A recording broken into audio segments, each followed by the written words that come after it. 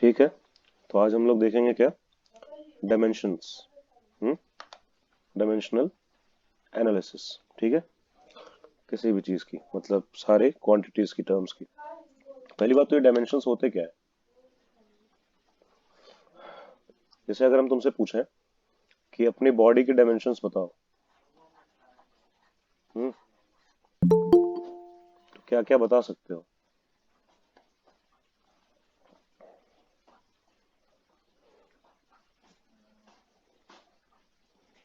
हम्म अगर हम कहें कि अपनी बॉडी हाइट की वेट डायमेंशंस, क्या हुआ। हाँ बताओ। Height weight. यानी कि ये डिफरेंट तरह की चीजें बता सकते हैं ना, डायमेंशन के तौर पे। वेट, हाइट, मास, है ना, बहुत सारी चीजें हो सकती हैं। तो जनरली वही बात हो रही होती है कि कौन सी डायमेंशन में हम चीजों को देख रहे हैं। जैसे कि एक बॉडी की प्रॉपर्टी में बहुत सारी चीजें आ जाती हैं, मास वास सब कुछ। ठीक है, क्लियर है। तो जो डायमेंशन आज हम लोग देख रहे हैं उसमें डायमेंशन अलग अलग चीजें हो सकती हैं। जैसे कि मास में, लेंथ में डायमेंशन बताया जा सकता है।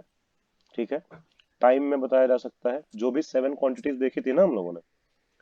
ठीक है, याद है, एसआई यूनिट में मास, लेंथ, टाइम, क्या क्या था। किसी ने कुछ लिखा क्या। Never thought. Good morning sir. अरे Priyanshu, good morning. Good evening sir. Good evening Anita. Priyanshu good morning क्या बोल रहे हो, क्या हो गया।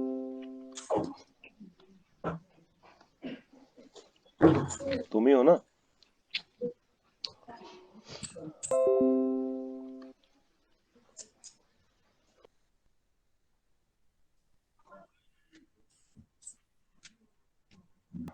हम्म देखते हैं।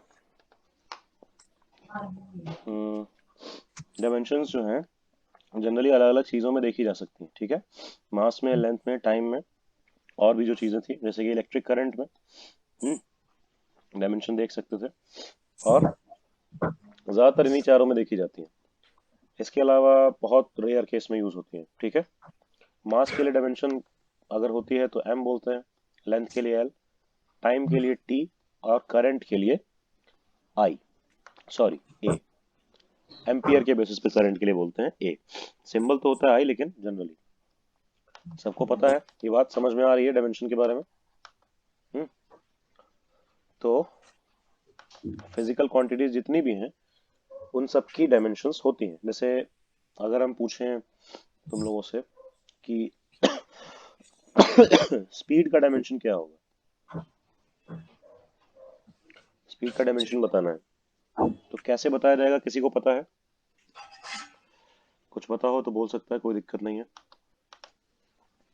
एल से सर। हाँ, कौन कह रहा स्पीड का डायमेंशन एल एल होगा। है। एल होगा। तो पहले स्पीड का फॉर्मूला लिखेंगे, डिस्टेंस अपॉन टाइम। डिस्टेंस को लेंथ में मेजर करते हैं और टाइम को टी से डिनोट करते हैं। इस टाइप से होगा ना, एल टी माइनस ये वन। एक मिनट, प्रियांशु ही है या कोई और है? रुक जाओ एक सेकंड, हमें एक मैसेज करने दो। ये कुछ गड़बड़ है, प्रियांशु नहीं है।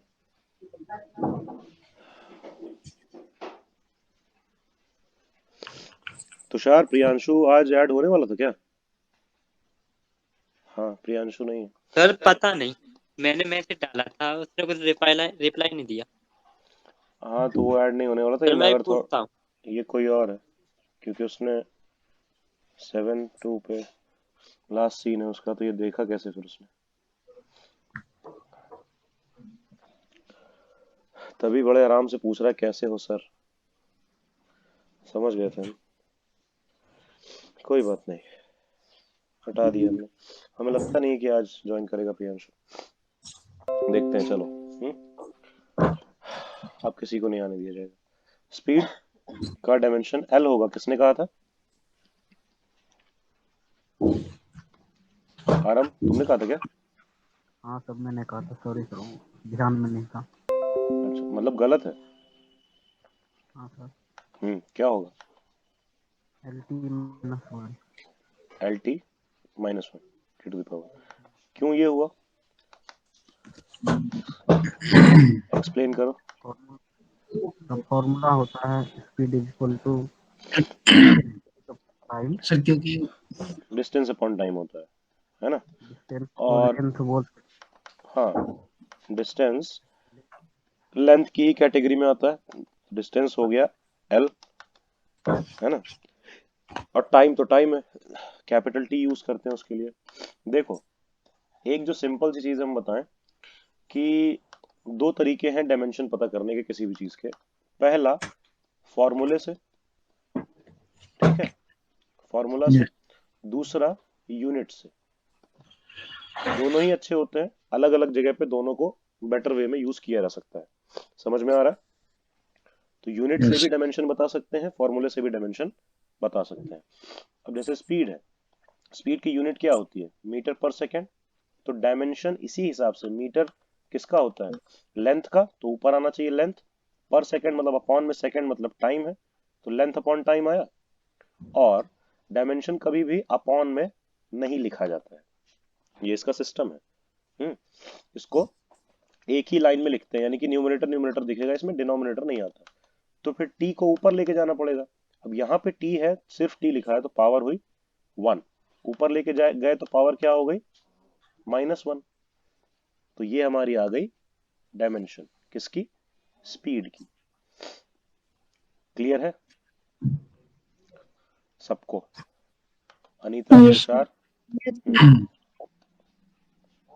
यस किसी सर। कुछ किसी कुछ कंफ्यूजन हो तो बोल सकता है, ठीक है? फंडामेंटल क्वांटिटीज का डायमेंशन तो बड़ा आसान है, सीधे सीधे हो जाएगा ना, क्योंकि उनका तो सीधे सीधे, जैसे मास का निकालना है तो मास का m हो गया डायमेंशन। और रिप्रेजेंट कैसे करते हैं? स्क्वायर ब्रैकेट लगा के। स्क्वायर ब्रैकेट या ये बड़ा वाला ब्रैकेट जो होता है, इसको यूज करते हैं डायमेंशन को लिखने के लिए। इसमें अंदर बंद कर देते हैं इसको, ठीक है? ये तरीका होता है। देख रहे हो, यहाँ पे भी लिखा है, यहाँ पे भी लिखा है। क्लियर है? ज्यादातर केस में मास टाइम, मास लेंथ टाइम रहता है, कभी कभी करंट भी आ जाता है तो एम्पियर। और ऑर्डर भी यही रहता है, ध्यान रखना। कभी भी डायमेंशन को इस तरह से नहीं लिखेंगे, जैसे एल टी इनवर्स था तो टी इनवर्स एल नहीं लिखेंगे। एक ऑर्डर है, पहले हम मास को प्रायोरिटी देते हैं, फिर लेंथ को, फिर टाइम को, और उसके बाद इलेक्ट्रिक करंट को।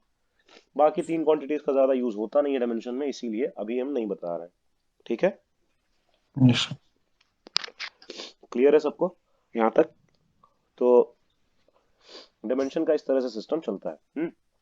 अब ये टी इनवर्स नहीं, मतलब टी, और ये ऐसे करके चलता है। अब यहाँ पे 1 1 1 1 है, इसका मतलब एक बार मास आया होगा उस फॉर्मूले में, या जो भी चीज है, ठीक है? लेंथ का मल्टीप्लाई हुआ होगा, टाइम का मल्टीप्लाई, और करंट का मल्टीप्लाई हुआ होगा। तो ये जो भी चीज है उसका फॉर्मूला कुछ इस तरह से बनेगा। क्लियर है? डायमेंशन देखना समझ में आ रहा है ना, कैसे देखेंगे? अब जैसे अगर हम पूछे फोर्स का डायमेंशन, तो कैसे निकालेंगे फोर्स का डायमेंशन? जिसने अभी समझा हो, पहले से नहीं आता हो, वो बताए। सर M1 MLT आएगा ना, M1 M1 और L0 T1। L0 और T1, पक्का? नहीं सर, LV1 आएगा। LB1 आएगा? Yes sir. बस हो गया, या फिर और भी? ए में भी कुछ आएगा? सर नहीं। नहीं। तो कैसे निकाला? सर M में मास, L में लेंथ, T में वो तो टाइम। पता है, फोर्स का कैसे पता चला कि फोर्स इतना ही होगा? फोर्स का डायमेंशन यही होगा, ये कैसे पता चला? सबके में पावर 1 आएगी, ये कैसे पता चला?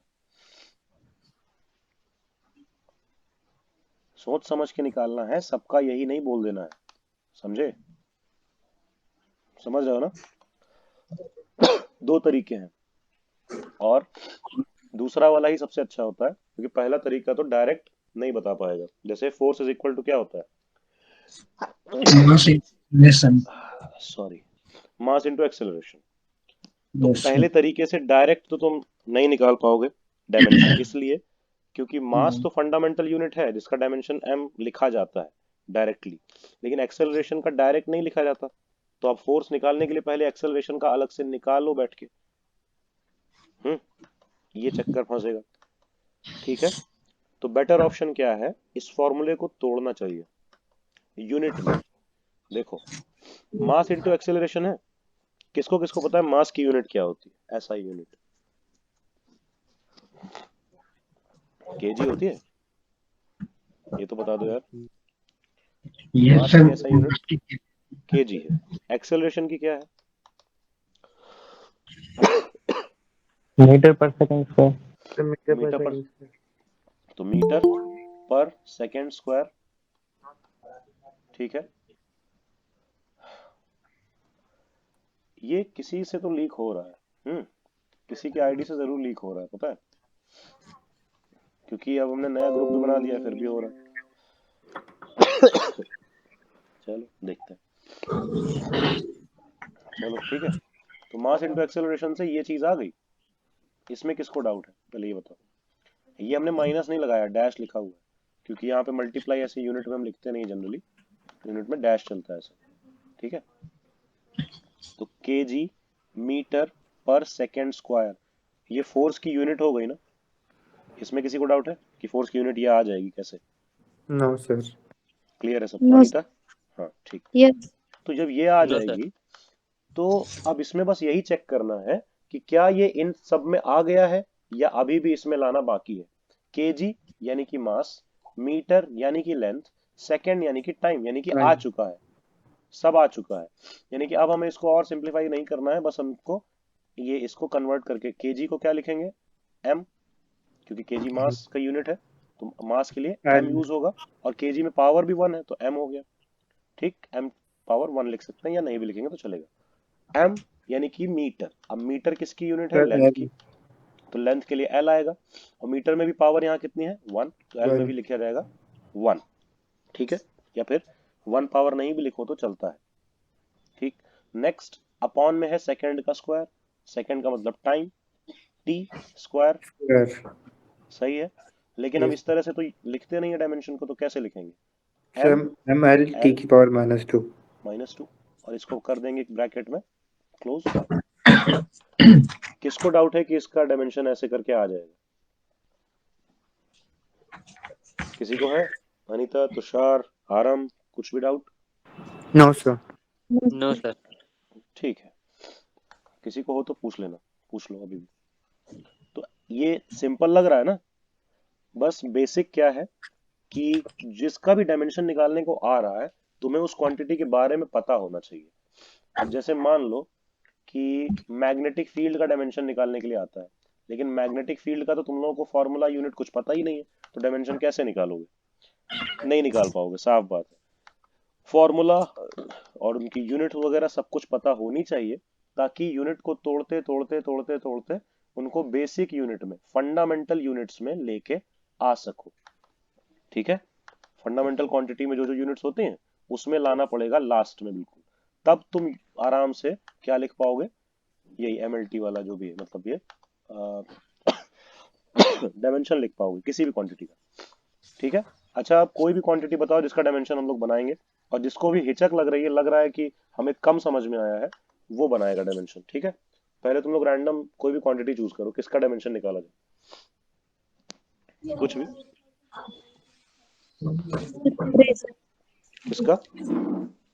प्रेशर का प्रेशर का। चलो प्रेशर का निकालते हैं डायमेंशन।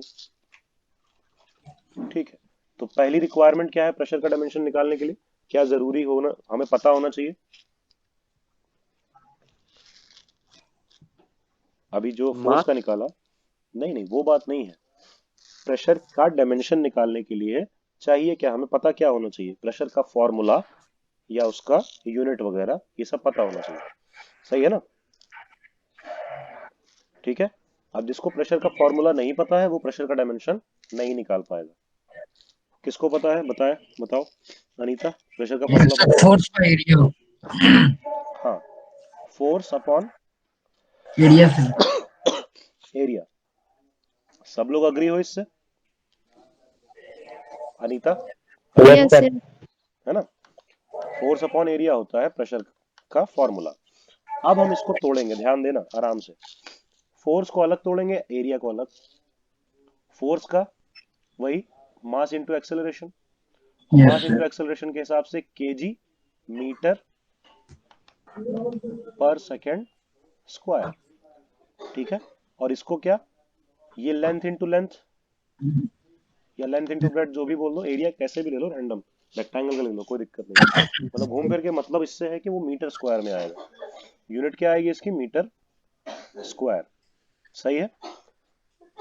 क्लियर हुआ? तो अब Yes, sir. अगर हम इसकी यूनिट रखें तो फोर्स की रखेंगे तो क्या आएगा? KG metre upon second square, और नीचे एरिया भी है तो एरिया की यूनिट भी इसमें मल्टीप्लाई, मीटर स्क्वायर यहाँ पे आ जाएगा। किसी को डाउट है कैसे आया? No sir. ठीक है, एक मीटर से एक मीटर कैंसिल हो जाएगा, क्या बचेगा? KG upon metre second square, यही बचेगा। तो अब ये अपने फंडामेंटल यूनिट्स में आ चुका है, दिख रहा है ना? केजी क्या है? मास। मीटर क्या है? लेंथ। और सेकंड क्या है? टाइम। तो आराम से आ जाएगा, फिर क्या दिक्कत है? बताओ क्या आएगा डायमेंशन? एम।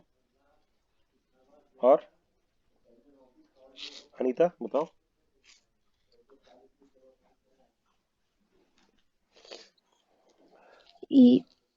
यम, उसके बाद ये सेकंड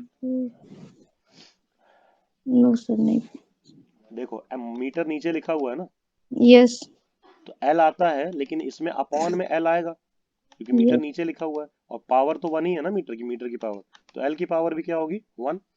यहाँ केजी था इस वजह से हमने एम लिखा है, यस। यस। केजी की पावर वन है तो एम है, तो एल नीचे आ गया, और टी स्क्वायर भी नीचे आएगा। अब इसको ऊपर लिखेंगे तो क्या होगा? एम एल टू एल की पावर माइनस वन, टी की पावर माइनस टू। हो यस। गया?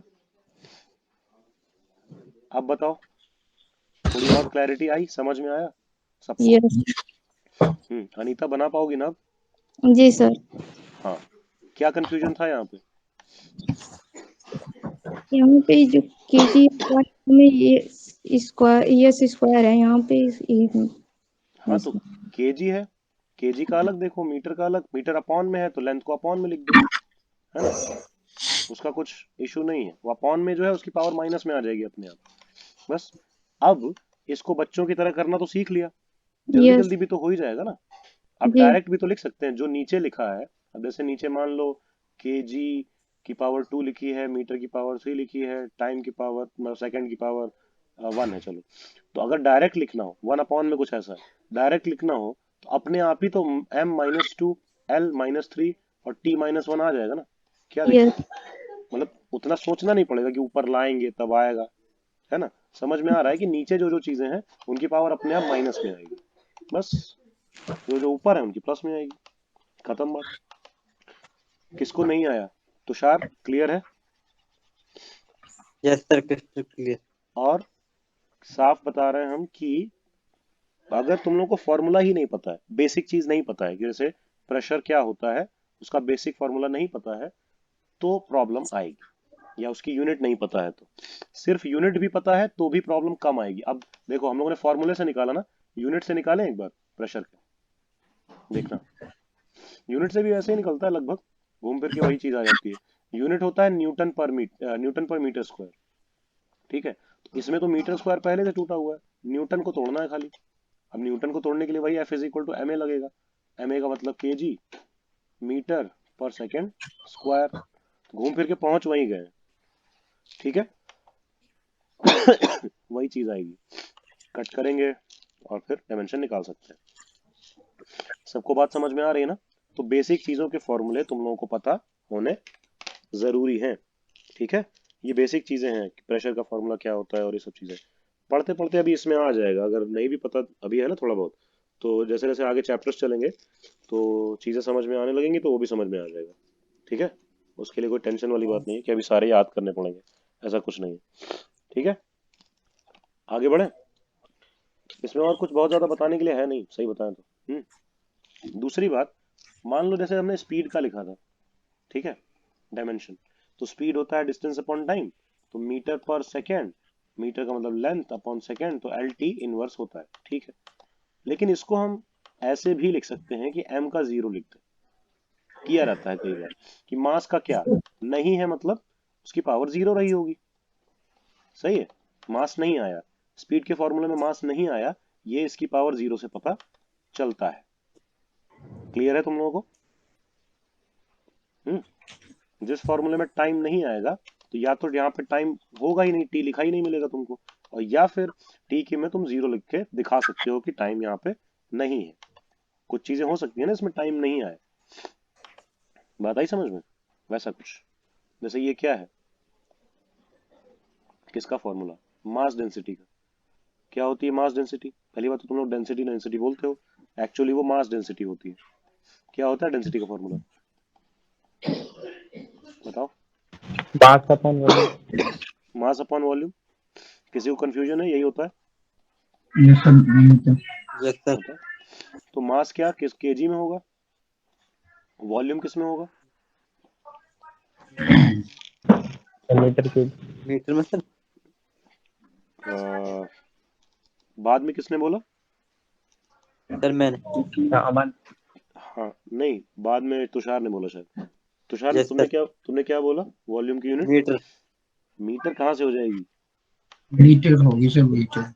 लीटर बोला, अच्छा। हाँ लीटर होती है, पर वो एसआई यूनिट नहीं है, ठीक है। हम यहाँ एसआई यूनिट देखेंगे। वॉल्यूम बनता कैसे है, length into length into length करके बनता है, मतलब मीटर का क्यूब करके बनता है। आई बात समझ में? तो वॉल्यूम की यूनिट मीटर क्यूब, ठीक है। तो यहाँ क्या हो जाएगा, M L to the power -3, हो गया, सही है। यस। तो टाइम नहीं आया या तो मत लिखो, या फिर लिखो तो टी की पावर में जीरो दिखा दो, क्योंकि ज्यादातर केस में ए दिखाना उतना जरूरी नहीं होता। वो जो करंट वाला ए है, करंट के लिए ए यूज होता है, अगर आएगा तो दिखाएंगे, नहीं तो नहीं। लेकिन एम एल और टी तीनों दिखाए जाते हैं, तीनों हो या ना हो। जैसे अगर हम पूछे कि टाइम का डायमेंशन क्या होगा, तो टाइम का डायमेंशन तुम कोई मतलब कहेगा कि टी हो जाएगा सीधे सीधे, है ना, ऐसे। लेकिन जनरली हम लोग टाइम का डायमेंशन m0 l0 और t ऐसे लिखते हैं।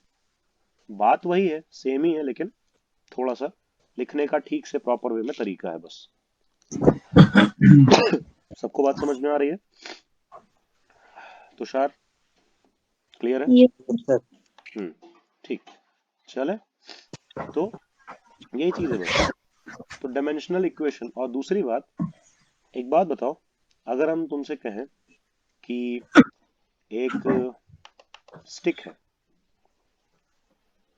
इसका मास है 2 kg, हाँ, और इसकी इसकी लेंथ है 3 मीटर, ठीक है।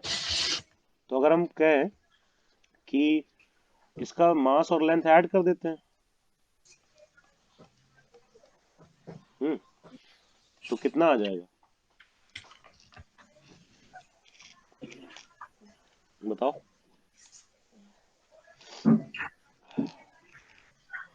कोई बताएगा? अनीता?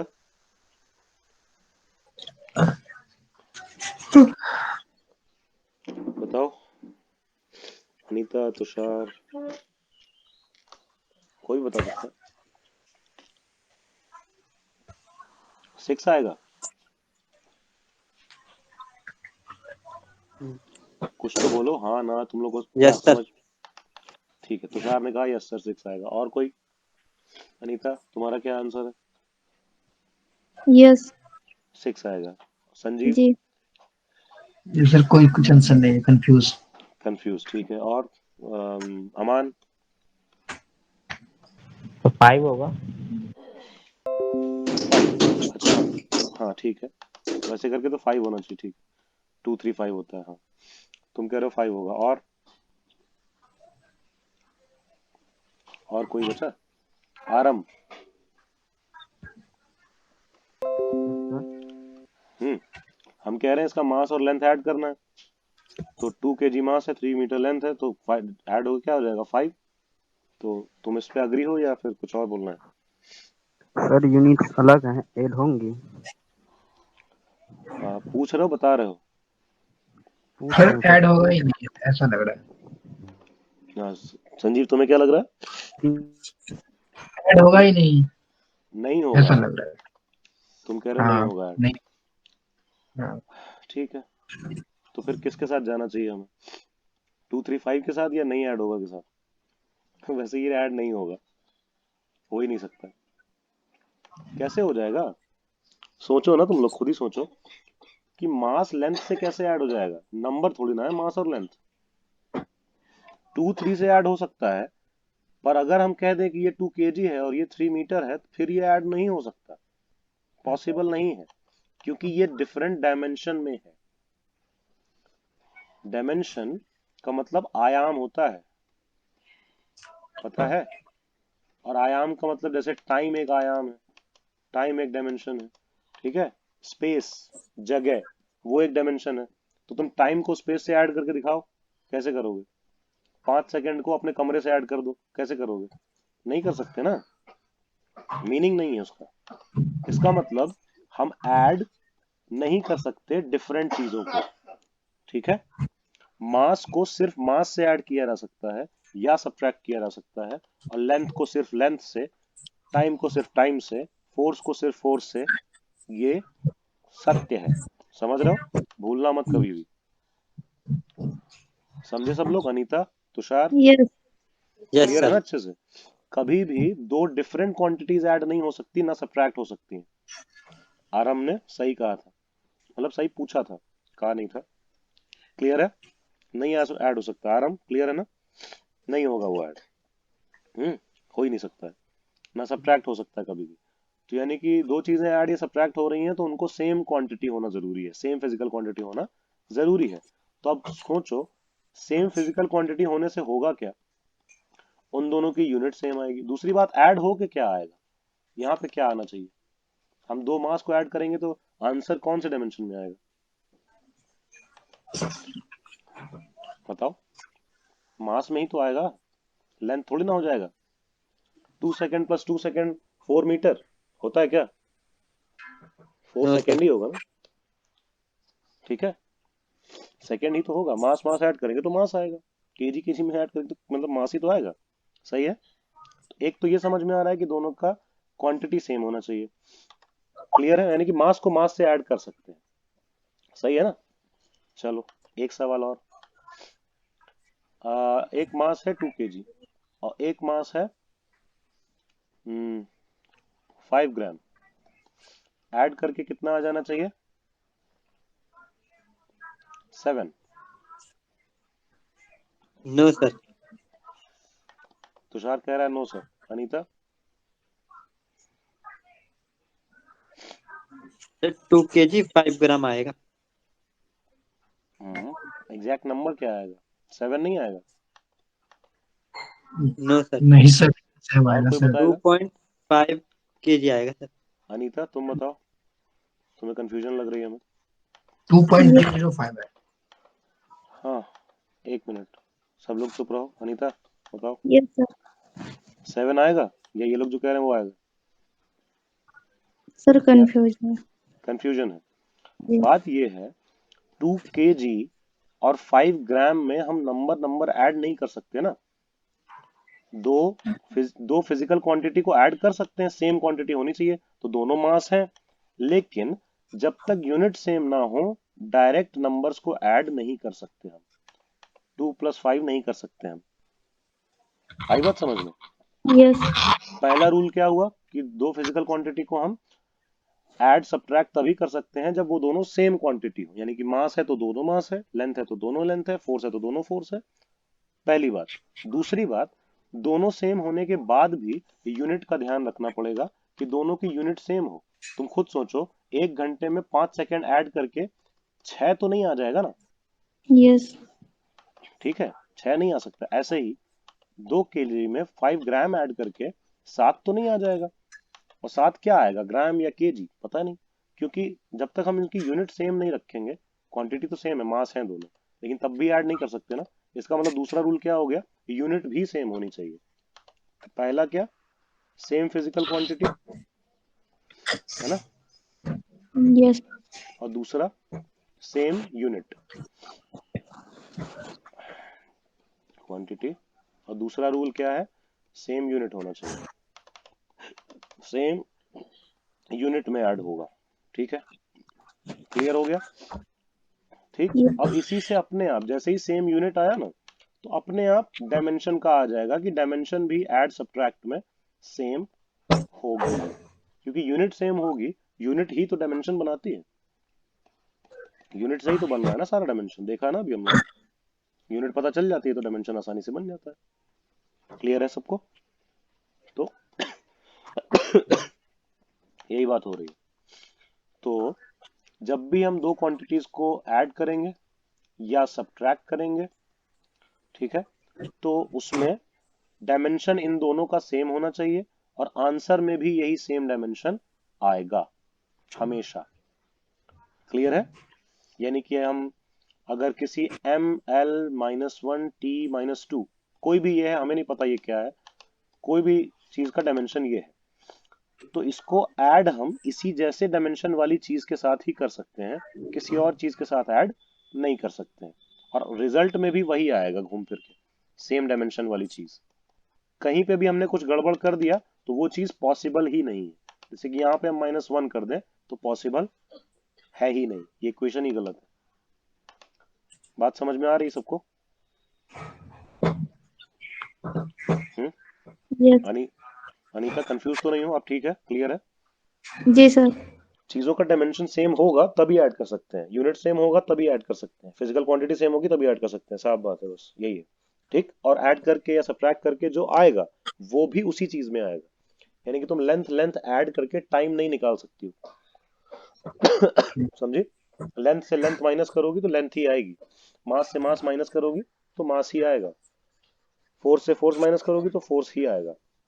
सबको क्लियर हो गया किस तरह से ये चीजें काम करती हैं? इसीलिए डायमेंशनल इक्वेशन के बारे में इसमें दिया हुआ है।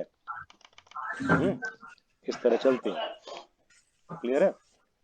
तो यहाँ पे देखो v का यानी कि वॉल्यूम का डायमेंशन दिया है, ये स्मॉल v मतलब स्पीड का डायमेंशन दिया है, LT इनवर्स, m को 0 0 लिखा है ना क्योंकि इसमें नहीं आता है।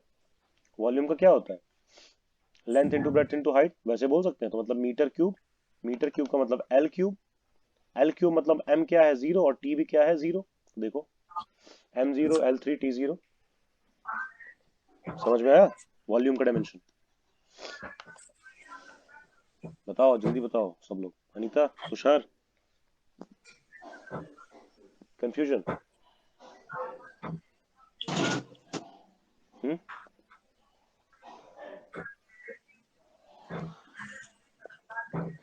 तुषार, कंफ्यूजन है? Yes sir. यस, थोड़ा थोड़ा कंफ्यूजन। क्या कंफ्यूजन है बताओ जल्दी से, थोड़ा थोड़ा क्या? अरे वॉल्यूम का M0 L3 T0 कैसा है? अरे वॉल्यूम होता क्या है पहले ये बताओ, किसी भी चीज का वॉल्यूम होता है, क्यूब का वॉल्यूम बताओ क्या सर होता एक है? ही थी। हाँ, ए क्यूब ये होता है ना। Yes sir. तो ए क्या होता है, साइड ऑफ क्यूब, साइड किस में होगी, यस सर। मीटर में, तो मीटर क्यूब आएगा ना, और मीटर क्या है, लेंथ, तो लेंथ क्यूब हो गया, एल एल क्यूब तो आएगा, ये पक्का है। Yes sir. अब मास नहीं है तो इसके साथ हम m का 0 लगा सकते हैं ना, कि मास नहीं है, एल क्यूब लिख दो, टाइम भी नहीं है तो टाइम भी 0 लिख दो, मतलब m l और t लिखना जरूरी है। अब भले उसमें से कोई एक क्वांटिटी ना हो तो उसमें 0 लगा दो, समझे, या दोनों ना हो तो दोनों 0 लगा दो। कुछ आई बात समझ में? Yes sir. Clear. Anita yes. Clear है? बस जी। वही है, तीनों लिखना जरूरी है, लेकिन तीनों का होना जरूरी नहीं है, वो तो फॉर्म, वो तो चीज पे डिपेंड करेगा तीनों है या नहीं है। जैसे वॉल्यूम में एक ही चीज है, सिर्फ लेंथ का ही क्यूब है, टाइम है ही नहीं, मास है ही नहीं, तो मास में 0 टाइम में 0। वेलोसिटी इसमें क्या हो जाएगा, एल टी इनवर्स होता है मीटर पर सेकंड, मीटर पर सेकंड, तो मास को 0 लिख दो, हो गया, है ना, m0 L T इनवर्स। ऐसे ही बाकी सबका भी, फोर्स का भी और ये डेंसिटी का। ठीक है, mass upon length cube length cube को लेंथ -3, टाइम नहीं है तो टाइम को 0 लिख दो। कुछ डाउट है बताओ। नहीं सर।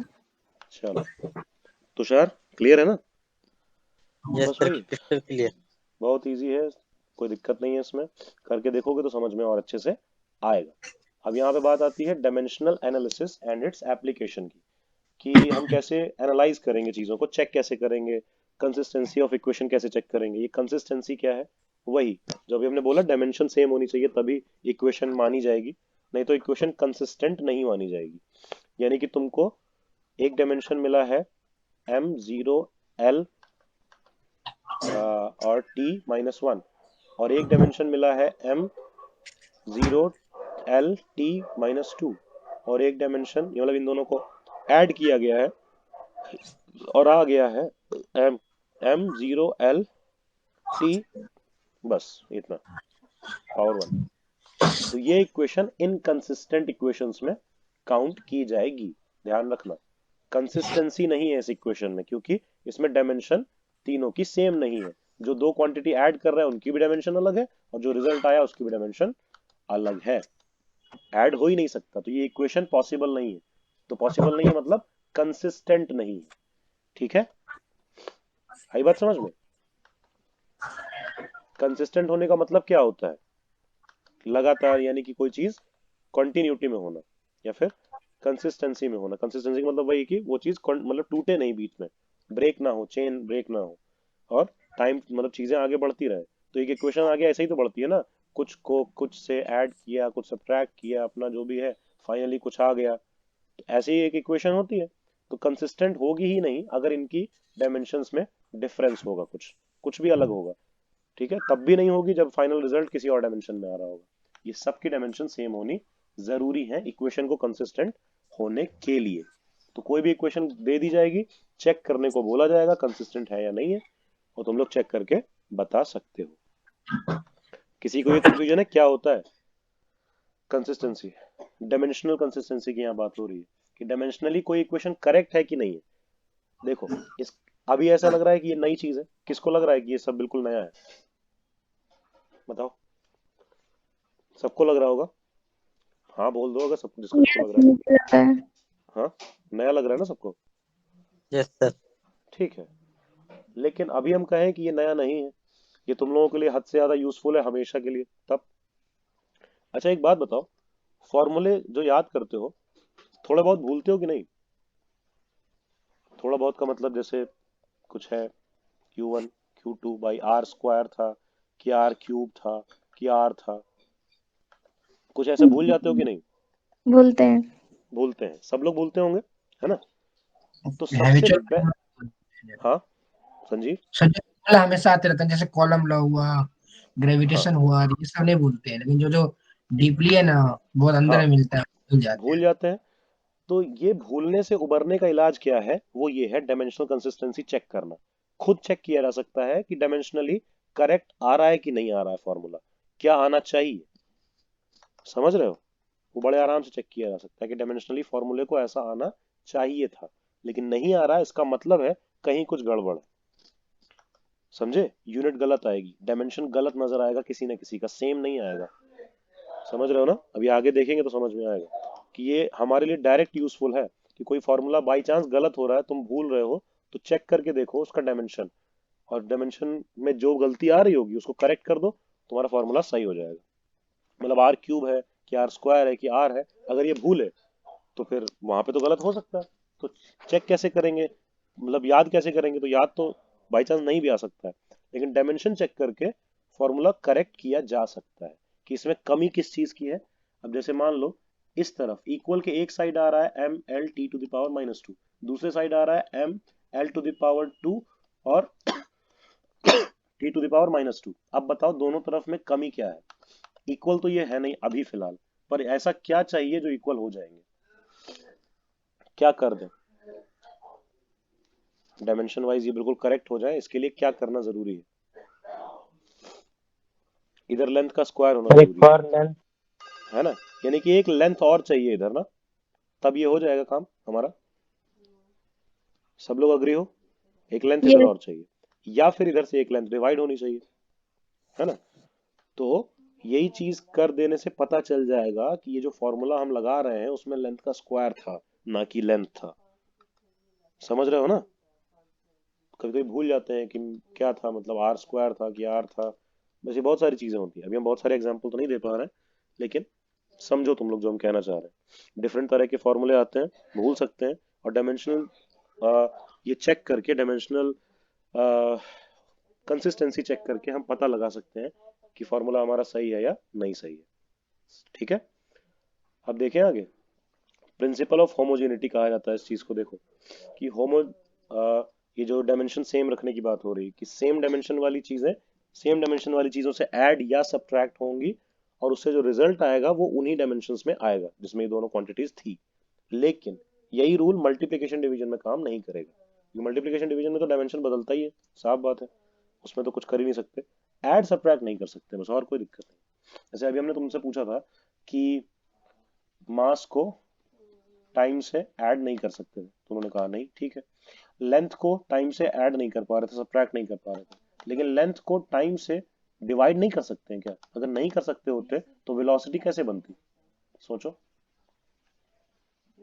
नहीं बनती ना कभी। वेलोसिटी स्पीड तो बनता ही नहीं कभी फॉर्मूला। इसका मतलब डिवाइड डिवाइड कर सकते हैं, डिवाइड मल्टीप्लाई में दिक्कत नहीं है, बात ऐड होने की है या सब्ट्रैक्ट होने की है। ऐड सब्ट्रैक्ट नहीं कर सकते हैं। तो यही चीज है डायमेंशनल कंसिस्टेंसी देखना। और होमोजेनिटी का मतलब वही कि होमो का मतलब वैसे भी सेम होता है हर जगह, कभी भी किसी भी वर्ड उसमें पढ़ोगे तो होमो का मतलब होता है सेम। ठीक है, तो होमोजेनिटी यहाँ पे वही है कि डायमेंशन जो यहाँ है उसी डायमेंशन से ऐड या सब्ट्रैक्ट होगा, आंसर में वही सेम डायमेंशन आएगी। इसी को होमोजीनस इक्वेशन बोल सकते हैं हम लोग। यही होमोजेनिटी प्रिंसिपल बोला जाता है। The magnitude of physical quantities may be added together or subtracted from one another only if they have the same dimensions. वही चीज जो अभी हमने बोला था, 2 kg को 5 ग्राम से ऐड नहीं कर सकते, सेम डायमेंशन में उनका होना जरूरी है, और सेम डायमेंशन में भी और सेम यूनिट में भी। In other words, we can add or subtract similar physical quantities. Thus, velocity cannot be added to force. Velocity और force ऐड नहीं कर सकते, या फिर इलेक्ट्रिक करंट को भी वेलोसिटी के साथ ऐड नहीं कर सकते। Can not be subtracted from thermodynamic temperature. Current को टेम्परेचर से सब्ट्रैक्ट नहीं कर सकते, मीनिंग ही नहीं है कोई, कैसे सब्ट्रैक्ट हो जाएगा। This simple principal is called the principle of homogeneity of dimensions. ठीक है, क्योंकि डायमेंशन डिफरेंट में ऐड सब्ट्रैक्ट नहीं होता, होमोजीनस रहता है। क्लियर है? बस यही है सिंपल वे में। बाकी सब तुम लोगों को पता है, जो लिखा है वो अभी हमने बता दिया, वही सब बातें हो रही थी। ठीक है, अब देखो किसको किसको मोशन की इक्वेशंस पता है, स्ट्रेट लाइन मोशन की, फर्स्ट सेकंड थर्ड, जिसको पता है बता सकता है। बताओ, फर्स्ट इक्वेशन ऑफ मोशन क्या होती है? सर v बराबर u plus 8। v is equal to U plus 80। और सेकंड क्या होती है? s बराबर 1/2 1/2 ut plus half 80 square. Half 80 square. तीसरी क्या होती है? v v square square minus u square v u square plus 2a minus 2ab। हाँ, माइनस नहीं प्लस। ठीक है, किसी को डाउट है कि ये तीन इक्वेशन होती हैं इक्वेशन ऑफ मोशन? इतना तो इतने देर में पढ़ा ही होगा। अनीता, डाउट है? No sir. अब बाई चांस तुम लोग भूल गए कि यहाँ स्क्वायर लगता है, तो कैसे चेक करेंगे कि हम भूल गए? सोचो, कैसे चेक करेंगे कि हम ये भूल गए कि यहाँ स्क्वायर लगना चाहिए था? क्या पता यही याद रहे, v is equal to ut plus half 80। भूल सकते हैं ना, या फिर यहाँ पे 80 स्क्वायर लगा दिया गलती से। अब बताओ चेक कैसे होगा कि गलत है या सही है? मतलब तुम्हें डाउट आ गया, लेकिन तुम्हें चेक करने का तरीका नहीं पता है, तो ये तो इससे खराब बात और क्या होगी कि तुम्हें डाउट तो आ गया है कि कुछ गड़बड़ है और पता नहीं क्या गड़बड़ है, तो चेक कैसे करें? साफ सीधी सी बात, u और 80 स्क्वायर तभी ऐड हो सकते हैं जब इन दोनों का डायमेंशन सेम हो। समझे? समझ रहे हो? Yes sir. u का डायमेंशन क्या है? u क्या है वैसे? इनिशियल वेलोसिटी है ना, शुरू में जो वेलोसिटी होगी वही है ना,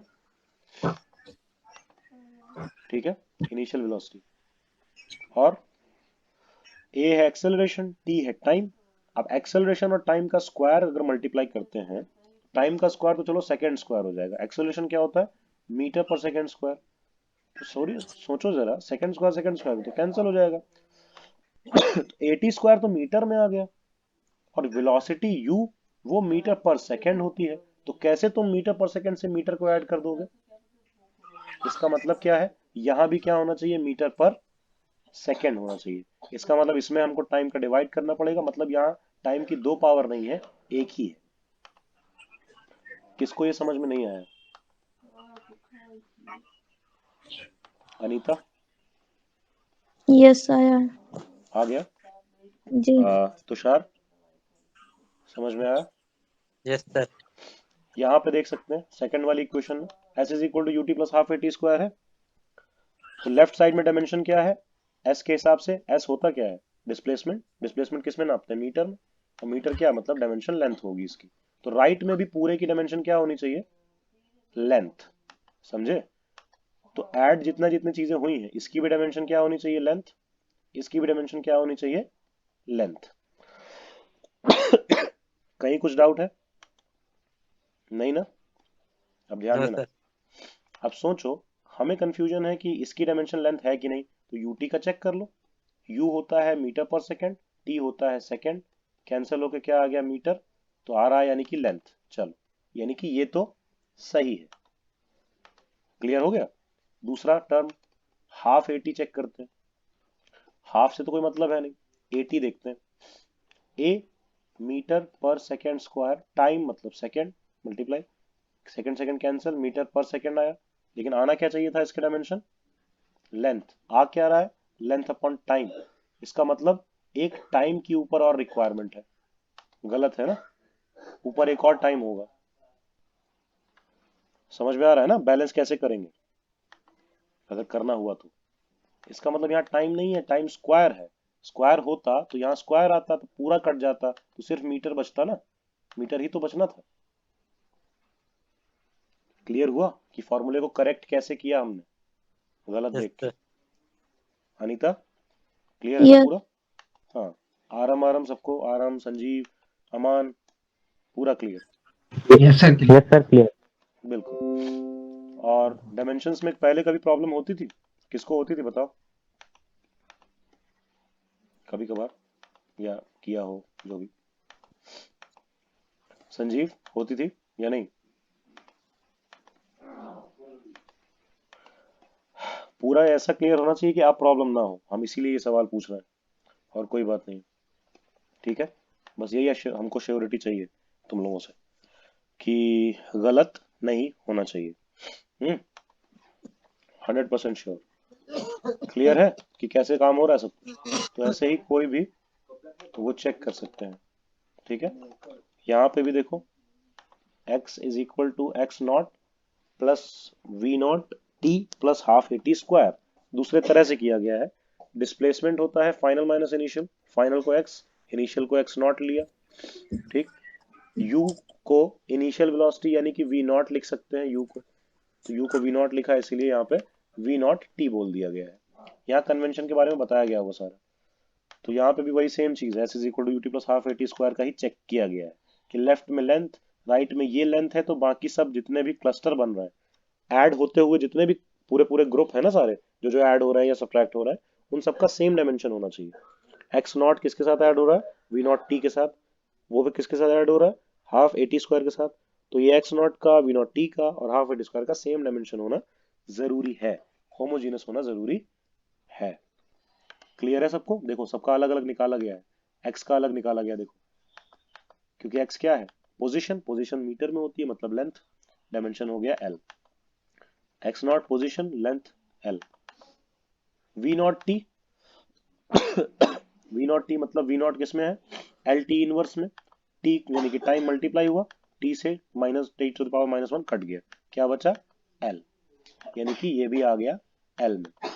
हाफ ए टी स्क्वायर में फिर वही हाफ का तो कोई वो है नहीं, ए का क्या होगा, L upon T to the power -2, है ना, मीटर पर सेकेंड स्क्वायर एक्सेलरेशन का, और टाइम का स्क्वायर मतलब सेकेंड स्क्वायर मतलब टी स्क्वायर, हो गया।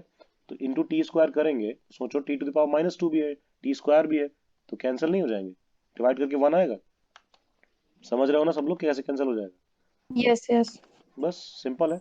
तो क्या बचेगा, एल, सबका डायमेंशन क्या आया, एल। चेक कर लिया, होमोजेनिटी प्रूव हो गई, या चेक कर लिया कि हाँ ये इक्वेशन कंसिस्टेंट है, इसका मतलब ये इक्वेशन में कहीं कोई डायमेंशनल कंसिस्टेंसी की प्रॉब्लम नहीं है। बाकी ये वाली गलतियां इससे सुधारी नहीं जा सकती हैं कि तुम हाफ भूल गई, हाफ की जगह तुमको याद है कि यहाँ पे 1/3 होता है या कुछ और, जैसे कि मेन सुरेशन के फॉर्मूला में लोग भूलते हैं। अच्छा, किसको किसको याद है कि एक स्फेयर या वृत्त जिसको बोलते हैं हिंदी में, उसका सरफेस एरिया कितना होता है?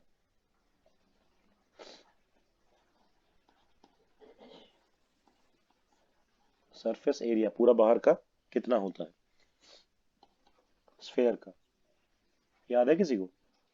Sir 2 pi R. 2 pi R तुम कह रहे हो, कोई करेक्ट करना चाहेगा या यही होता है?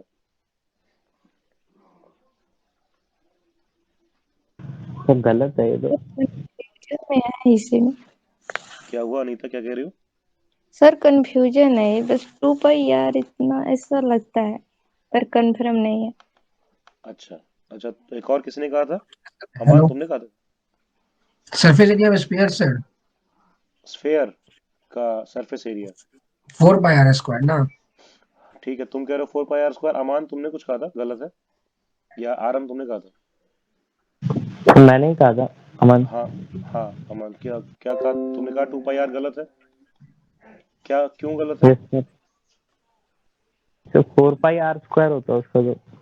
ठीक है, ये होता है, पर ये क्यों गलत है इसमें बिकॉज ये तो सरकमफ्रेंस है।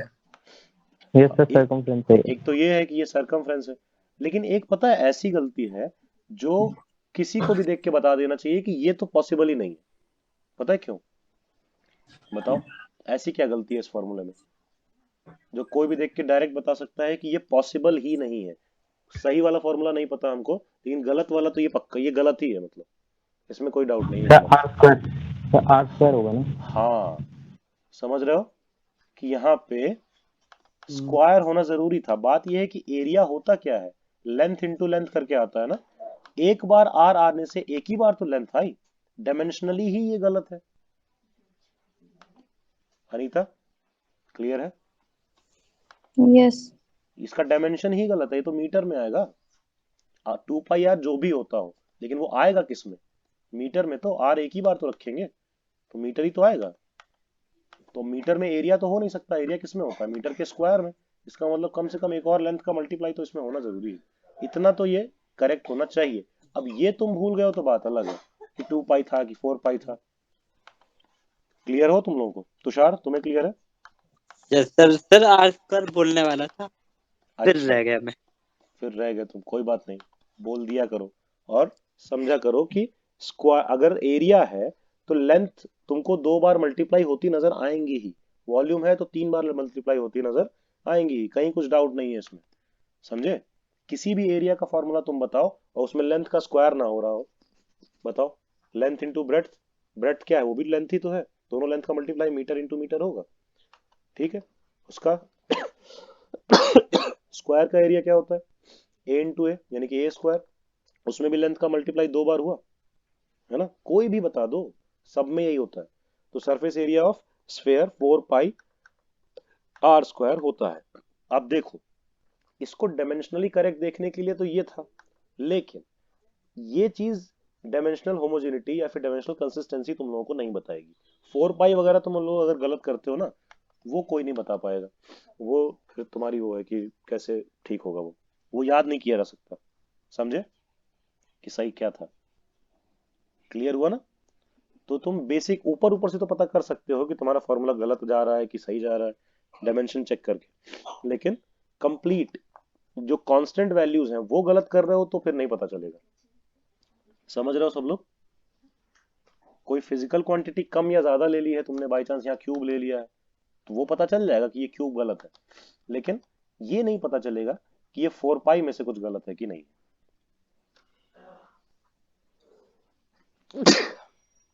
सॉरी। हाँ अनीता, कितना फिर क्लियर है? पूरा या थोड़ा बहुत? सर पूरा हो गया। Tushar, yes sir. कुछ भी डाउट नहीं बचा ना? किसी और को भी नहीं है? ऐसे ही वो 4/4 पाई/3 या 4/3 पाई आर क्यूब वॉल्यूम होता है, तो ये वॉल्यूम का ये डायमेंशन चेक करने के लिए तो आर क्यूब देख सकते हैं, पर ये 4/3 पाई, ये तुम ही लोगों को याद रखना पड़ेगा। इसको गलत करोगे तो गलत, फिर कोई कुछ नहीं कर सकता। वो डायमेंशनल कंसिस्टेंसी से चेक करना पॉसिबल नहीं है, इसकी भी अपनी लिमिटेशंस है। समझ रहे हो सब लोग? तो चेक करने के लिए हम लोग क्या करेंगे, सबको पता है। पूरी तरह क्लियर हुआ ना क्या बातें हो रही हैं? ध्यान रखना ठीक से। देखो यहां से थोड़ा पढ़ देते हैं ताकि थोड़ी तसल्ली हो जाए। As each term on the right hand side of this equation has the same dimension, namely that of length. ठीक है, राइट में सारी चीजें लेंथ लेंथ ही आ रही हैं, ये जो ऊपर इक्वेशन आई है इसमें। तो कह सकते हैं which is same as the dimension of left hand side, यानी कि इक्वल के लेफ्ट में जो चीज थी उसकी डायमेंशन भी लेंथ थी, इक्वल के राइट में जो चीजें ऐड वैड होती चली जा रही थी उनकी सबकी डायमेंशन भी लेंथ थी। इसका मतलब है कि ये इक्वेशन डायमेंशनली कंसिस्टेंट है। ठीक है, इस तरह से प्रूव होता है, या फिर जो भी। समझ पा रहे हो ना? चेक ऐसे भी होता है, प्रूव भी ऐसे होता है। तो hence this equation is dimensionally correct equation. ठीक है, डायमेंशनली ये करेक्ट है इक्वेशन। बाकी इसमें अगर वैल्यू की गलती हुई हो, ये 1/2 वाला की गलती हुई हो, इसके बारे में नहीं बताया जा सकता है। सब लोग श्योर हो क्या बातें हो रही? पूरी तरह क्लियर? चलो आगे चलते हैं। अब it may be noted that a test of consistency of dimensions tells us no more and no less than a test of consistency of units, but has the advantage that we need not commit ourselves to a particular choice of units. अब जैसे एक चीज दिखाया हम तुम लोगों को, किसको किसको ये पता है कि एंगुलर स्पीड क्या होती है?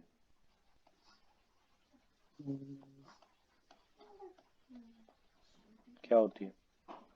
किसी को पता है उसका फॉर्मूला क्या होता है? सर फॉर्मूला तो नहीं पता, लेकिन वो एंगुलर स्पीड मतलब इसमें एंगल या रोटेशन ऐसा कुछ बनता हो। फॉर्मूला अच्छा, नहीं पता। नॉर्मली स्पीड क्या होती है? जो अभी बात हुई थी, स्पीड डिस्टेंस या एक तरह का डिस्प्लेसमेंट अपॉन टाइम, है ना? Distance upon time, length upon time कह सकते हैं। तो वो यस सर। लीनियर लेंथ हुई मीटर वीटर में। अगर हम यहाँ पे बात करें चेंज इन एंगल की, angle change per unit time, तो ये क्या हो जाएगा? Angular speed.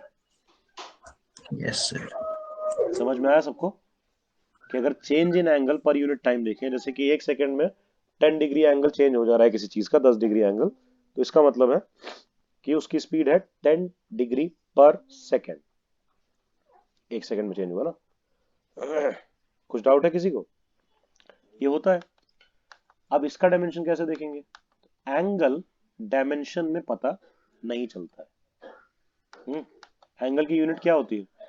डिग्री या फिर रेडियन। जो एसआई में लेते हैं वो रेडियन वाली लेते हैं, लेकिन ये डायमेंशन में कंट्रीब्यूट नहीं करती। ठीक है, ऊपर ये बात हुई है एक जगह पे, इसमें हुई है या वैसे कहीं थी? ठीक है, कि डिग्री रेडियन ये सब जो है, मतलब एंगल की जो यूनिट्स है वो डायमेंशन में कंट्रीब्यूट नहीं करती है। मास की करती है, लेंथ, टाइम, करंट, इन सब की करती है, लेकिन एंगल की यूनिट डायमेंशन में कंट्रीब्यूट नहीं करती है। ध्यान रखना। इसके ये होगा या नहीं होगा किसी इक्वेशन में, ये डायमेंशन से तो पता चलने नहीं वाला है। समझे? तो क्या आएगा? इसकी यूनिट आएगी रेडियन पर सेकेंड, लेकिन इससे डायमेंशन निकालोगे तो रेडियन का तो कुछ होता ही नहीं है, तो डायमेंशन सिर्फ टी इनवर्स आएगा। समझे? तो ये कुछ अजीब सा है, लेकिन समझने वाली बात। किसी को कुछ डाउट है? अनीता, तुषार? No sir. ठीक है ना? रेडियन या जो एंगल की यूनिट्स होती है, डिग्री या रेडियन, वो नहीं होता उसमें। वही यहाँ पे बोला जा रहा है कि यूनिट और डायमेंशन को डायरेक्टली देख तो सकते हैं, पर कुछ केसेस में नहीं, कभी कभी नहीं देख सकते हैं। वही इन्हीं सब केसेस में, जैसे एंगल वैंगल आने लगे तो फिर एंगल में एग्जैक्टली यूनिट्स और डायमेंशन नहीं मिलने वाला तुमको। And we need not worry about conversions among multiples and submultiples of the units. It may be borne in mind that if an equation falls this consistency test, मतलब अगर एक equation fail, sorry, अगर एक equation इस consistency test में fail हो जाती है, ठीक है, इट इज प्रूव्ड रॉन्ग, तो ये पक्का है कि वो गलत हो जाएगी, सही है। लेकिन पास हो जाती है तो इसकी गारंटी नहीं है कि वो सही ही है। तुम लोग बात समझ रहे हो ना? ये कंसिस्टेंसी टेस्ट में अगर ये फेल हो जाती है इक्वेशन, ये जो लेंथ लेंथ लेंथ आ गया आराम से, वो नहीं आता, किसी एक का भी मान लो नहीं आता, तो फेल हो जाती, ये तो गारंटी है, यानी कि इक्वेशन गलत है, पक्का गलत है। लेकिन पास होने के बाद भी इक्वेशन पक्का सही है, इसकी गारंटी नहीं है। क्यों? यही सब कांस्टेंट्स वगैरह की वजह से। क्योंकि ये कांस्टेंट तुम 1/4 भी ले लोगी ना, तो भी डायमेंशनल कंसिस्टेंसी को ये इक्वेशन पास कर जाएगी, लेकिन क्या एक्चुअली सही है इक्वेशन? बताओ। No sir. सही नहीं है ना, गलत है वो इक्वेशन। 1/4 a² 80² कहाँ होता है? या फिर यहाँ पे हम 4 पाई लगा दें, कुछ भी लगा दें, कहीं पे भी, यहाँ पे भी लगा दें, चलो 4 पाई/3 लगा दें, 4 pi x is equal to x naught, ये तो ये इक्वेशन सही नहीं है, लेकिन डायमेंशनल कंसिस्टेंसी को ये कर जाएगी पास। तो डायमेंशनल कंसिस्टेंसी का जो टेस्ट होता है, जो चेक किया जाता है, अगर वो फेल हो गया तो इक्वेशन गारंटीड गलत है, लेकिन पास हो गया तो गारंटी नहीं ले सकते कि सही ही है, सही होने के चांसेस हैं। समझे? यही लिखा हुआ है यहाँ पे, फिर से पढ़ रहे हैं, ध्यान देना। If an equation fails this consistency test it is proved wrong. अगर फेल हो गई तो अब तो पक्का रॉन्ग है, प्रूव हो गया रॉन्ग है। बट इफ इट पासेस, लेकिन अगर पास हो गई, it is not proved right, लेकिन तब भी वो एग्जैक्टली करेक्ट प्रूव नहीं हुई है। सिर्फ इससे चेक नहीं किया जा सकता कि वो एग्जैक्टली करेक्ट है, कांस्टेंट वगैरह कोई शो नहीं करता ना, इस वजह से। thus a dimensionally correct equation need not to be actually an correct equation, but a dimensionally wrong equation या dimensionally wrong और inconsistent equation must be wrong। यानी कि डायमेंशनली गलत है तो पक्का गलत है, सही है तो हो सकता है सही है, पक्का सही है नहीं बोल सकते।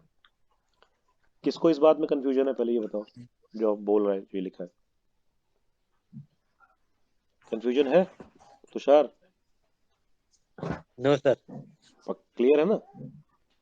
यस और sir. Anita, sure? Yes sir. ठीक है, बाकी सबको भी कुछ ऐसा कंफ्यूजन नहीं है ना, जो, क्योंकि थोड़ी सी अजीब सी बात है इसलिए पूछ रहे हैं बाद में। चलो आगे चलते हैं फिर। ये एग्जांपल्स हैं, अभी करेंगे, लेकिन पहले आज इसका थ्योरी का थोड़ा सा जो बचा हुआ है उसको खत्म कर ही देते हैं, अच्छा रहेगा, नहीं तो फालतू में थोड़ा बहुत लटका रहेगा, फायदा नहीं है उसका। देखो यहाँ से ये बात हुई है, deducing relation among the physical quantities. हम रिलेशन कैसे निकाल सकते हैं किसी फिजिकल क्वांटिटी के बीच में? अच्छा एक बात बताओ, किसका किसका 12th हो गया है या 12th चल रहा है? अनीता तुम्हारा शायद हो गया ना? जी सर, पर यूपी बोर्ड से। कोई बात नहीं, हुआ तो है ना, तो वो वाली चीजें जी। हुई होंगी। जो फोर्स वाला फॉर्मूला है 1/4πε0 Q1 Q2/r², यस। यस तो ये तो पढ़ा होगा सबने। जी बताओ यस गुलाम सर। आया, ये कूलॉम लॉ आया कहाँ से? मतलब कोई फॉर्मूला कैसे बन जाता है, सोचने वाली बात ये है। किसी ने पहली बार कैसे डिसाइड किया होगा कि वो जो दो चार्ज है, वो उसके फॉर्मूले में ये जो क्या क्या चार चीजें हैं ये आ जाएंगी? सोचने वाली बात है ना ये, कि कैसे हो जाएगा ये, कैसे क्लियर, बिल्कुल क्लियर कैसे पता चल जाता है कि Q1 Q2 का मल्टीप्लाई ही होगा, R² का डिवाइड ही होगा, और 1/4 एक अलग ही कांस्टेंट है उसका मल्टीप्लाई रहेगा। क्या ये पता कैसे चल गया इतना इतना डिटेल में? बिल्कुल एग्जैक्ट फॉर्मूला बनता कैसे है? कभी सोचा है किसी ने? बताओ, किसी को पता हो तो बताओ, फॉर्मूला कैसे बनता है? क्योंकि ये रिलेशन जो बोल रहे हैं ना, रिलेशन बनाएंगे, डिड्यूस करेंगे, डिड्यूस करने का मतलब वही बनाएंगे एक तरह से, तो रिलेशन का मतलब ही है फॉर्मूला। ये क्या है? ये रिलेशन ही तो है, फोर्स के, चार्ज के और डिस्टेंस के और परमिटिविटी के बीच का रिलेशन ही तो है ये, है ना। F is equal to ma क्या है, मास का फोर्स के साथ रिलेशन है, मास का एक्सेलरेशन के साथ रिलेशन है, एक्सेलरेशन का फोर्स के साथ रिलेशन है, यही तो है ना। समझ रहे हो तुम लोग कैसे रिलेट कर रहे हैं, फॉर्मूला यही बताता है। अब बताओ किसको पता है ये कैसे डिराइव होता है या पहली बार कैसे आ गया होगा, ये प्रकट कहाँ से हो जाता है ये सब, 1/4 कहाँ से आ गया ये, एग्जैक्टली इतना ही होगा, कैसे पता। नहीं पता है तो बोल सकते हो नहीं पता है,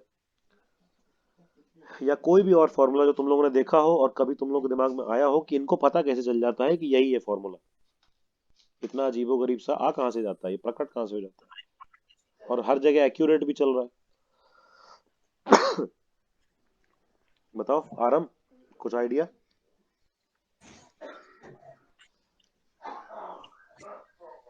संजीव, आरम, कुछ आइडिया है कहाँ से आ गया। अमान, क्या बता रहे हैं, कौन से कहाँ से आया? नहीं पूरा फॉर्मूला ही कहाँ से आ गया, ये कैसे सोचा गया होगा पहली बार कि ये फॉर्मूला बन यही होगा, यही बनेगा फॉर्मूला, Q1 Q2 का मल्टीप्लाई ही होगा, डिवाइड नहीं होगा, सम नहीं होगा, आर स्क्वायर का डिवाइड होगा, ये सब पता कैसे चल जाता है। पता नहीं सर। नहीं पता, देखो बेसिक 3 चीजें होती हैं।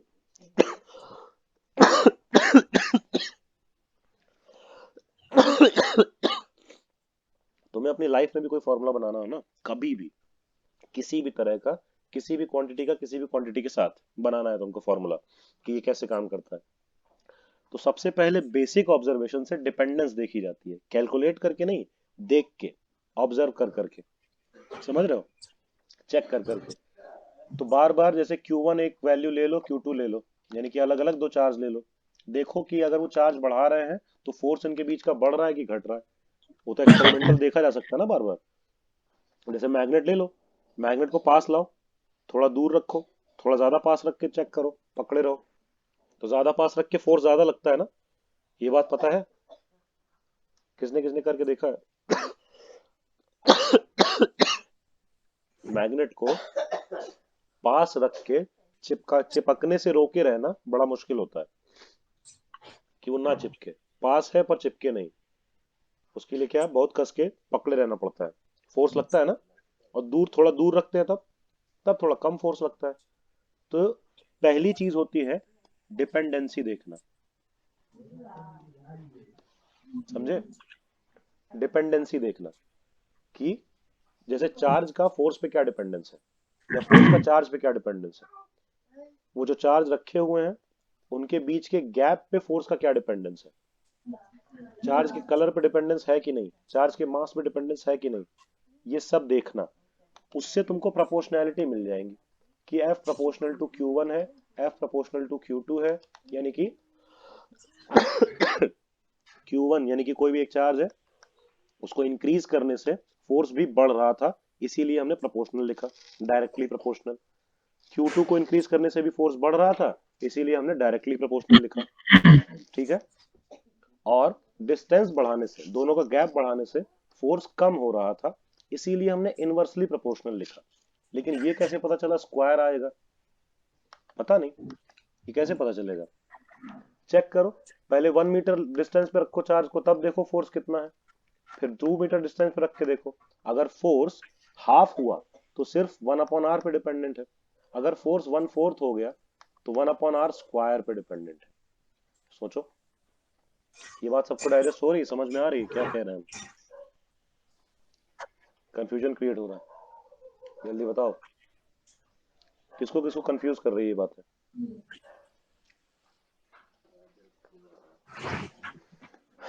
संजीव, अमान,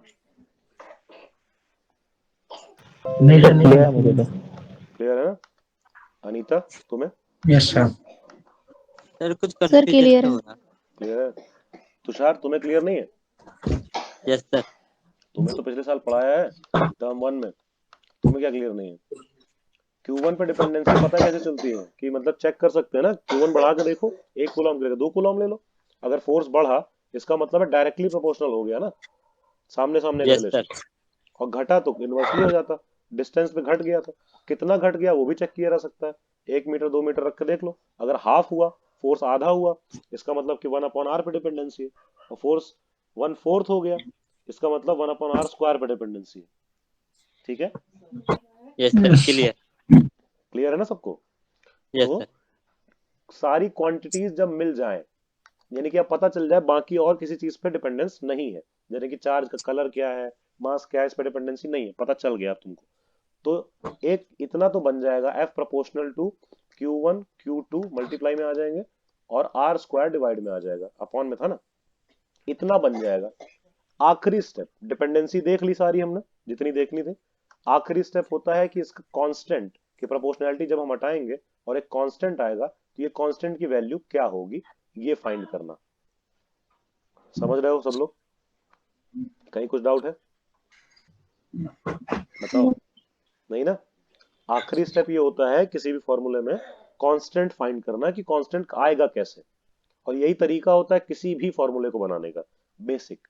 अगर उस फॉर्मूले से जुड़ी पहले से कोई इंफॉर्मेशन तुम्हारे पास नहीं है तो, बाकी अगर है तो उससे ही फिर आगे बढ़ के बनाया जा सकता है।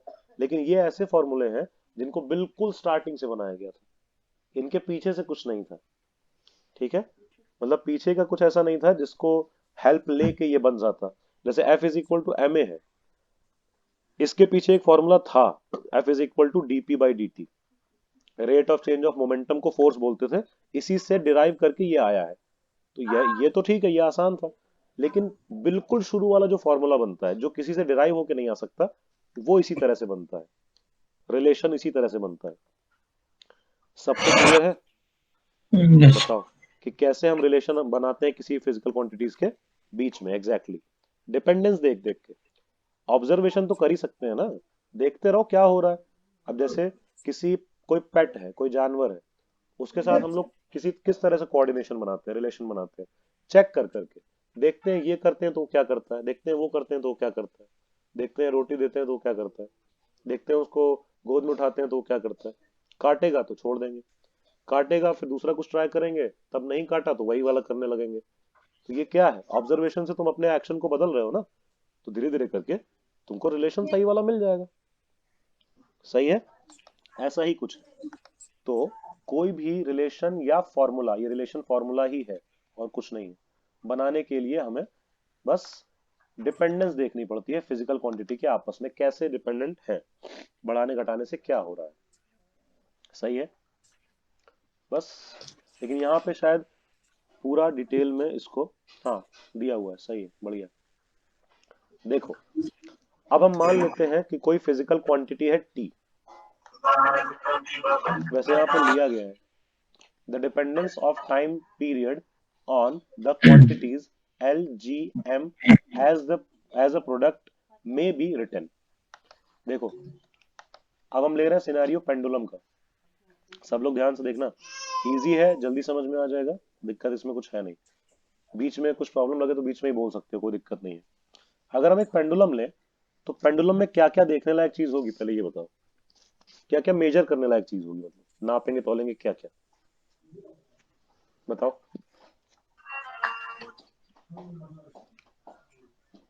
कोई भी बताओ, अनीता बताओ, पेंडुलम में क्या नाप तोल सकते हैं?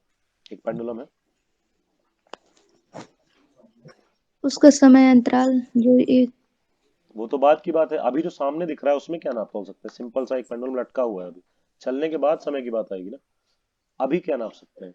लेंथ, इसकी लंबाई। हाँ लेंथ नाप सकते हैं ना, यस। पेंडुलम की लेंथ या हाइट जो भी बोलो। और क्या हो सकता है? एक लेंथ हो गया, और चौड़ाई भी। चौड़ाई नहीं, चौड़ाई में कहाँ कुछ है? नहीं, वो जो सरफेस है सतह पे। नहीं नहीं, वहां से कोई मतलब नहीं है। मास कितना यस। भारी है, मास देख सकते हैं ना इसका, जो लटकाया है हमने, खाली रस्सी बांध के तो पेंडुलम जैसा बनेगा नहीं, नीचे कुछ भारी लटकाना पड़ेगा धागे में, तो वो मास ही मास होगा ना। यस। कितना मास लटकाया है मान लो, देख लिया हमने, ठीक है। उसके अलावा क्या चीज अफेक्ट कर सकती है अगर हम इसको चलाएं, यानी कि इसका टाइम पीरियड अब हमको देखना है। यस। तो ये चलता किस वजह से है? ग्रेविटी की वजह से। यहाँ पे ला के जब हम छोड़ते हैं तो अपने आप ये इधर जाने लगता है ना, ग्रेविटी की वजह से। ओह और ग्रेविटी का सबसे छोटा constituent acceleration due to gravity G होता है। तो ये तो हमें दिखा कि पेंडुलम में टाइम पीरियड जो है, कि कितना टाइम लगेगा एक पेंडुलम को एक ऑसिलेशन कंप्लीट करने में, वो डिपेंड होना चाहिए अभी पता नहीं है लेंथ ऑफ पेंडुलम पे, क्योंकि चेक कर करके देखा जा सकता है पेंडुलम का लंबा कर दे छोटा कर दे तो टाइम पीरियड बदल रहा है थोड़ा बहुत, ऐसा लगता है। तो लेंथ मान लिया, चलो लेंथ पे डिपेंडेंट होगा, लेकिन कैसे पता नहीं। यानी कि लेंथ के स्क्वायर पे होगा, क्यूब के होगा, 1/लेंथ के होगा, 1/लेंथ स्क्वायर पे होगा, कुछ नहीं पता। इतना पता है लेंथ पे डिपेंडेंट होगा, बस फिलहाल मान लिया है। मतलब वो भी होगा कि नहीं वो भी लास्ट में देखेंगे। सबको समझ में आ रहा है ना? ऐसे यस ही acceleration due to gravity g पे भी होगा या नहीं होगा पता नहीं, मान लिया है अभी। तो फॉर्मूला कैसा बनेगा? फॉर्मूला कुछ ऐसा बनेगा कि L की किसी x पावर पे डिपेंड करेगा, मान लेते हैं। अब x की वैल्यू जो आएगी तो अपने आप पता चल जाएगा। g की किसी y पावर पे मान लेते हैं डिपेंड करेगा, और m की मास की किसी z पावर पे मान लेते हैं डिपेंड करेगा। अब मान लो x की वैल्यू आई 1, y की 2, z की 3, तो L g square m cube, ऐसा कुछ फॉर्मूला टाइम पीरियड का आना चाहिए प्रोपोर्शनैलिटी में। अब हमने कांस्टेंट नहीं लगाया है। ये बात समझ में आ रही है ना तुम लोगों को? यहाँ पे कैसे फॉर्मूला बनता है, रॉ मटेरियल से कैसे एक फॉर्मूला बनता है, उसकी बात हो रही है, ध्यान रखना। समझ में आया अभी तक? कुछ भी डाउट है? कि ये बस माना गया है कि अभी हमें पता ही नहीं है कि एल की किस पावर पे डिपेंड करेगा टाइम पीरियड, या जी की या एम की, तो एक्स वाई जेड मान लिया, ठीक है। इतना पता है कि इसके अलावा और चीजों पे डिपेंड फिलहाल तो नहीं ही कर रहा है, ठीक है। किसी को कुछ डाउट यहां तक? बाकी ये प्रोपोर्शनैलिटी हटा के हम एक कांस्टेंट भले लगा सकते हैं। तो कुछ इस तरह का हम लोगों को मिलेगा। अब ये काम है हम लोगों का पता लगाना कि सच में कौन कौन सी पावर पे डिपेंड करेगा, अगर हमको सही रिलेशन चाहिए, सही फॉर्मूला बनाना है। सब लोग इस बात से अग्री हो कि सही फॉर्मूला बनाने के लिए एक्स वाई जेड पता हो तो होना चाहिए, तब तो पता चलेगा लेंथ का स्क्वायर करें, क्यूब करें, क्या करें टाइम पीरियड पता करने के लिए। सब लोग शांत हो तो हमें ऐसा लग रहा है कि समझ में काम आ रहा है सबको। एक एक बार जरा बोल दो सब, क्या है, कुछ डाउट है तो। संजीव, आरम, अमान, क्लियर है सर? सही चल रहा है ना आरम, संजीव?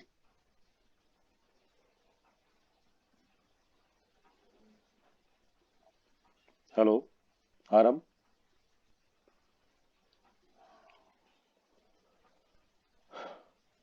लगता है आवाज प्रॉब्लम।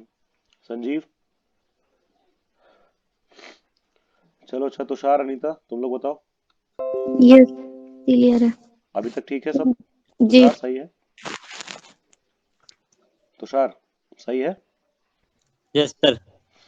अब देखना ये कितना सिंपल हो सकता है, आराम से देखना सब लोग।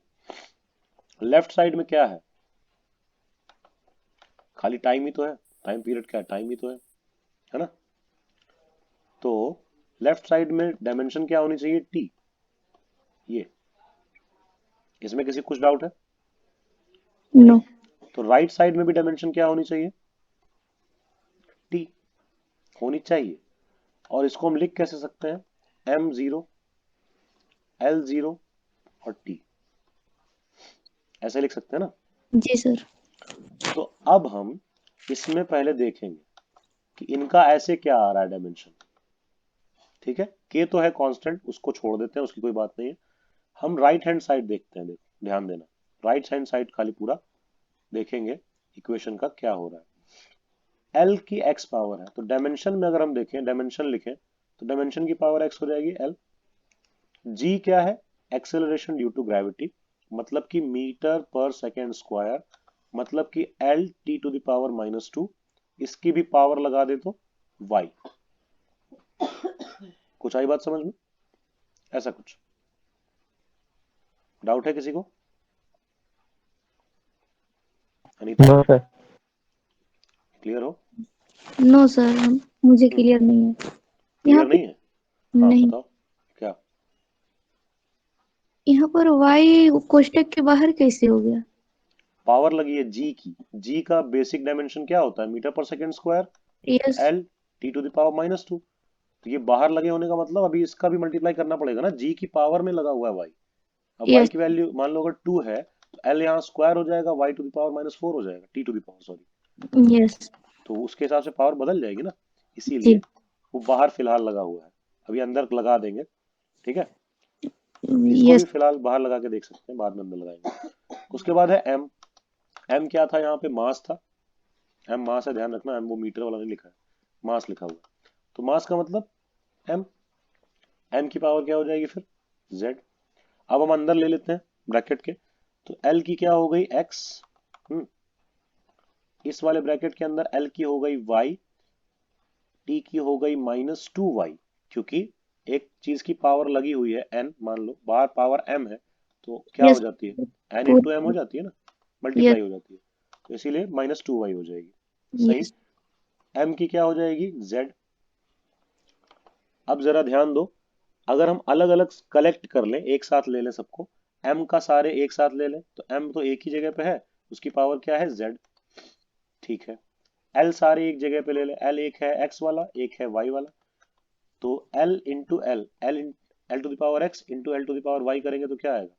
L to the power X plus Y. समझ में आ रही बात? जी सर क्लियर है ना? उसके जी बाद टी टू द पावर है -2y, और कोई तो टी लिखा नहीं है, तो बस एक ही जगह है, तो -2y हो गया। सही। अब देखो, ये तो राइट साइड में हमारी डायमेंशन आ गई। सही। लेफ्ट साइड में डायमेंशन क्या थी? टाइम के हिसाब से टी थी ना, लेकिन उसको हम लिख क्या सकते हैं? m0 l0 t, या t1, जो भी बोलो। क्लियर हो गया सबको? ये कैसे हुआ, ये कैसे हुआ? यस तुषार, डाउट तो नहीं है? No sir. हम्म सब लोग ध्यान से देखना, तब समझ में आएगा। अब हम दोनों तरफ मास के मास से, लेंथ का लेंथ से, और टाइम का टाइम से कंपेयर कर देंगे। हम लिखेंगे कंपेयरिंग बोथ साइड्स। तो क्या हो जाएगी? पावर कंपेयर हो जाएंगी। तो लेफ्ट साइड में मास की पावर 0 है, राइट साइड में मास की पावर z है, तो z क्या हो गया? 0 आ गया। समझे? z की वैल्यू क्या आई? 0। अनीता, डाउट है? सर क्यों 0 हो जा रहा है? इधर भी मास की पावर क्या है? 0। इधर मास की पावर z है, यस कंपेयर करेंगे तो यस पावर कंपेयर हो जाएंगी ना। जी एक तरफ x की पावर a है और एक तरफ x की पावर 4 है, तो a की वैल्यू ही तो 4 हो जाएगी, ऐसा जी कुछ। तो वही बात हो रही है, z की वैल्यू 0 हो गई। अब लेंथ को लेंथ के साथ कंपेयर, लेंथ में लेफ्ट में पावर है 0 और राइट में पावर है x प्लस वाई, तो x प्लस वाई की वैल्यू आ रही है 0। सही है। और टाइम में लेफ्ट में पावर है 1 और राइट में पावर है -2y। ठीक है, तो y की वैल्यू क्या आई? -1/2। देखो, z की वैल्यू भी मिल गई, y की वैल्यू भी मिल गई, इसमें हम y को रखेंगे तो x की वैल्यू भी मिल जाएगी। तो x -1/2 इज इक्वल टू 0, मतलब कि x इज इक्वल टू 1/2। किसी को कुछ डाउट है यहां तक तीनों वैल्यूज में, x y z? Tushar, Anita? No sir no sir. ठीक है, अब ये तीनों वैल्यू जो आ गई हैं, अब हम रख सकते हैं ना वहां पे जाके, k l x y और g to the power y और m to the power z था ना। अब रखो वैल्यू, k को k रहने दो, l क्या हो गया? l की पावर क्या हो जाएगी? x था ना, तो x की वैल्यू क्या है? 1/2, l की पावर हो गई 1/2। g की पावर क्या हो जाएगी?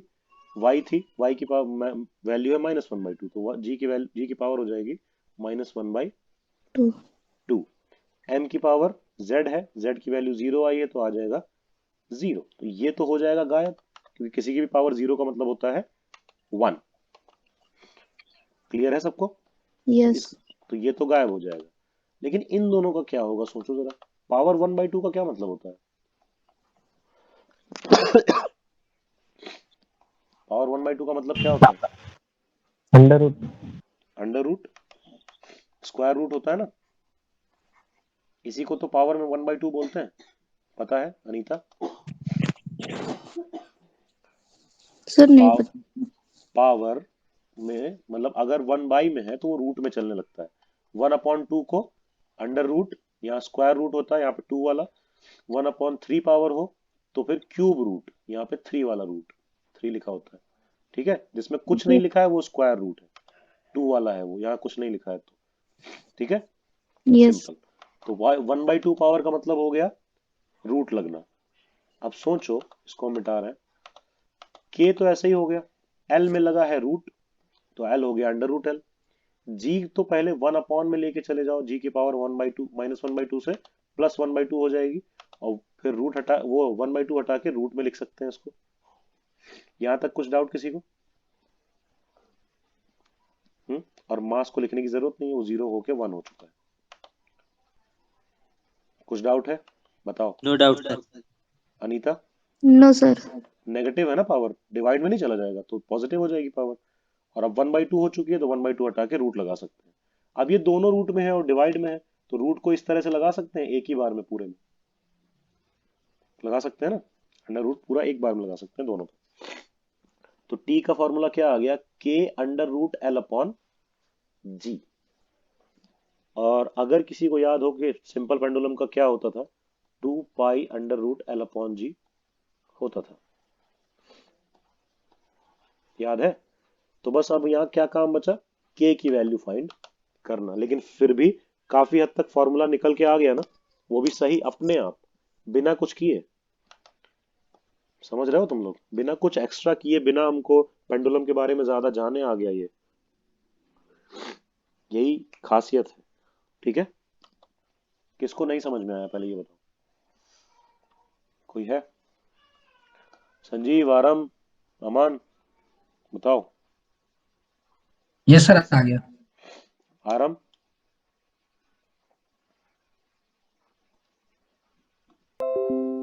आराम, क्या हुआ?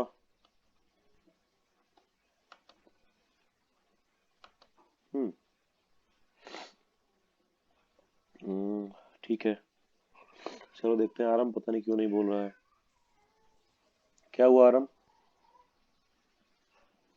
तुम्हारी आवाज नहीं आ रही।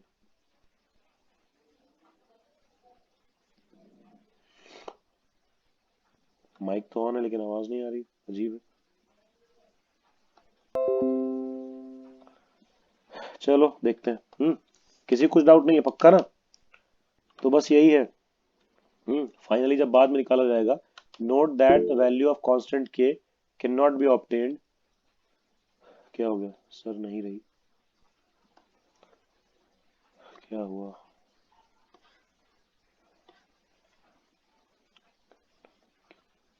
नहीं रही, नहीं आ रही, जा रही है। अच्छा ठीक है, कोई बात नहीं। सुनो फिर, देखो अब k की वैल्यू कैसे फाइंड होगी, ये वही वैसे बेसिकली दिया हुआ है। Note that the value of constant k can not be obtained by the method of dimensions. k की वैल्यू डायमेंशन से तो पता चलने नहीं वाली है, सिंपली पता चल सकती है।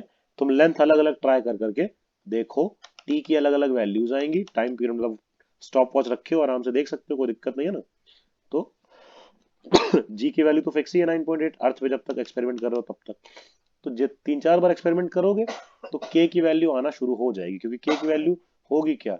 t अंडर रूट जी अपॉन एल, सॉरी एल, यही तो आएगी ना k की वैल्यू। तो हम लेंथ ऑफ पेंडुलम बदलते रहे बार बार, एक एक्सपेरिमेंट में 1 मीटर ले लो, 2 मीटर ले लो, 3 मीटर ले लो, हाफ मीटर ले लो, कुछ भी अलग अलग लेते रहो, है ना? तो आ जाएगा, टाइम आता रहेगा, टाइम रखते जाओ। जब ये तीनों रखोगे तो के की वैल्यूज आएंगी, बार बार आएंगी, और बार बार एक जैसे ही आसपास ही आएंगी। तो अपने आप समझ में आ जाएगा कि क्या वैल्यू के की आनी चाहिए। सबको क्लियर है क्या बोल रहे हैं हम? तो here it does yes. Not yes. Matter. हाँ ठीक है। दूसरी एक और बात है खास, ऊपर हम लोगों ने मास ऑफ पेंडुलम लिया था, क्या लटका है, लेकिन यहां तो कोई फर्क पड़ा ही नहीं। यानी कि हम हाथी को लटका दें या चींटी को लटका दें, एक ही बात है। समझ रहे हो? कितनी बड़ी चीज है ये।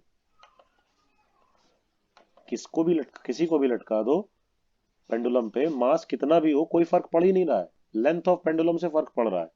ठीक है, ग्रेविटेशनल मतलब एक्सेलरेशन ड्यू टू ग्रेविटी से फर्क पड़ रहा है, मास से कोई फर्क ही नहीं है। भारी से भारी और हल्के से हल्के का सेम टाइम पीरियड आएगा अगर लेंथ सेम है तो। यानी कि 1 मीटर के पेंडुलम में अगर तुम हाथी को लटका दो, 1 मीटर के पेंडुलम में चींटी को लटका दो, तो दोनों का सेम आएगा टाइम पीरियड। वाह, क्या कैलकुलेशन है, समझ रहे हो, ऐसा होता है। Here it does not matter if some number multiplies the right side of this formula because that does not affect its dimension. कुछ नंबर से डायमेंशन को फर्क पड़ता नहीं, इसीलिए k की वैल्यू डायमेंशन वाले तरीके से निकालना पॉसिबल नहीं है, लेकिन हम एक्सपेरिमेंटल तरीके से निकाल सकते हैं, 2 पाई आती है। तो फाइनल फॉर्मूला ये बन गया। ठीक है, किसी को भी यहां तक कुछ दिक्कत है? नहीं है, ये एक बार पढ़ लेते हैं। Dimensional analysis is very useful in deducing relation among the interdependent physical quantities. वही बोला जा रहा है, अलग अलग फिजिकल क्वांटिटीज जो आपस में डिपेंडेंट है लेकिन हमें पता नहीं कैसे, फॉर्मूला क्या होगा। जैसे ये अभी बहुत लोगों को पता है कि ठीक है, दो चार्ज आपस में अट्रैक्ट करते हैं, रिपेल करते हैं, like charges repel each other, unlike charges attract each other, सबको पता है। पर कितना अट्रैक्ट रिपेल का मतलब फोर्स लगाना होता है, एग्जैक्ट फोर्स तो बताओ कितना लगेगा, उसके लिए फॉर्मूला चाहिए, एग्जैक्ट रिलेशन चाहिए, तो वो कूलॉम ने बताया।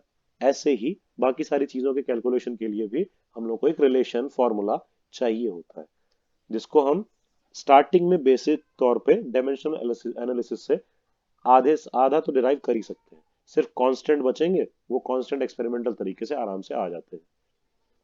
समझ में आई बात? इसीलिए ये डायमेंशनल एनालिसिस काफी ज्यादा इंपॉर्टेंट चीज मानी जाती है। क्लियर है सबको? अब डिराइव कर सकते हैं तो भूल गए तो भूल के याद भी कर सकते हैं, मतलब ये। However, dimensionless constant cannot be obtained by this method. Dimensionless जितनी भी चीजें हैं, एंगल हो गया और भी चीजें हो गई, उनसे उनका इससे नहीं निकलने वाला। The method of dimension can only test the dimensional validity but not the exact relationship between physical quantities in any equation. यहाँ पे भी exact relation कहाँ आया? k की गड़बड़ी है ना, अभी k के बारे में नहीं पता था, वही चीज है। It does not distinguish between the physical quantities having same dimensions. Same dimension वाली फिजिकल क्वांटिटी को ये अलग अलग भी करके नहीं दिखा सकता है, समझ रहे हो? ऐसा ही कुछ है। A number of exercises at the end of this chapter will help you develop skill in dimensional analysis. तुम जब क्वेश्चंस वगैरह करोगे तो ज्यादा क्लैरिटी आती चली जाएगी तुम लोगों को, समझे? बस वही है, क्वेश्चंस करके ही ज्यादा समझ में आएगा। किसी को कुछ भी पूछना है आज के चीजों के रिगार्डिंग, कुछ भी ऐसा हो जो समझना आया हो या कुछ भी बताओ। नहीं है? पक्का? सब लोग एक बार कंफर्मेशन दे दो, एक एक बार हाँ नहीं जो भी है बोल दो। सर मुझको हाँ, परिणाम और परिमाण में डिफरेंट पता नहीं है। किस में? परिणाम और परिमाण। परिणाम और परिमाण में तो जी गूगल पे सर्च करो ना, गूगल पे सर्च किया था एक बार ये तो। नो हाँ, सर। परिमाण अलग चीज होती है, परिणाम का मतलब तो रिजल्ट है, यस। वो अलग चीज है, और परिमाण तो अलग चीज होती है। अभी एग्जैक्टली हमें याद नहीं आ रहा है, पता था क्योंकि पहले हमने प्रूफ हिंदी में पढ़ा हुआ है। हाँ, परिमाण क्या था? प्रूफ। हाँ हाँ ठीक है, साबित करने वाला जैसा। हाँ, प्रूफ।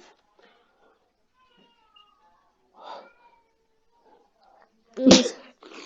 समझ में आया? प्रूफ का मतलब वो चीज है पर उसका प्रूफ तुम्हें करना है। इसकी कोई डाउट नहीं है कि वो चीज नहीं है। देखो, चेक करने के लिए आता है ना, तो मतलब वो चीज है कि नहीं वो भी नहीं पता है। चेक करो कि ये ऐसा है कि, जैसे कि एक इक्वेशन डायमेंशनली कंसिस्टेंट है कि नहीं है, चेक। तो चेक में फिर वो पहले तुम्हारा कोई रिजल्ट आएगा, एक परिणाम आएगा, फिर देखना पड़ेगा कि है या नहीं। लेकिन कहा है प्रूव कि ये है, प्रूव का मतलब कि परिमाण बताओ, इसका मतलब वो है तो पक्का, इसकी गारंटी है, पर तुम्हें प्रूव करके दिखाना है कि ये है।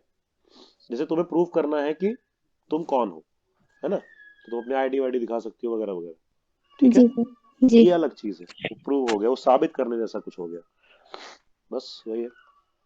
ठीक है, किसी को कुछ और पूछना है? और साइड वाइड वाले क्वेश्चन तुम लोग आराम से व्हाट्सएप पे भी पूछ सकते हो, ठीक है। सिद्धार्थ आज नहीं आया, उसने पूछा था, उसका कुछ 11th के उधर टेम्परेचर वाला कुछ डाउट था, पर उसमें स्पेसिफिक हीट और ये सब चीजें इन्वॉल्व थी, तो डायरेक्ट चैट पे क्लियर नहीं हो पाया। आ जाता तो लास्ट में क्लियर हो जाता। फिलहाल तुम लोगों को कुछ और नहीं पूछना है, बताओ। सब लोग हाँ हाँ बोल दो, नहीं पूछना है तो फिर हम क्लास ओवर करें।